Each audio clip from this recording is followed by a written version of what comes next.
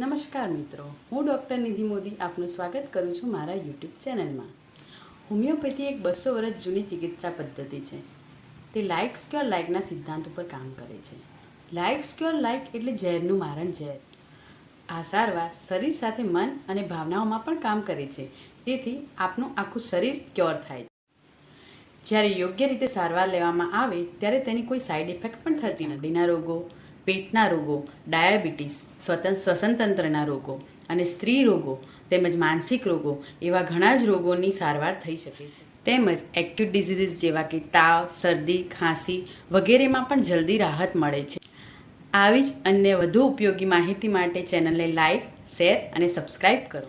ફરીથી મળીશું અન્ય આવા જ ઉપયોગી વિડીયો સાથે. નમસ્કાર, જય હિન્દ.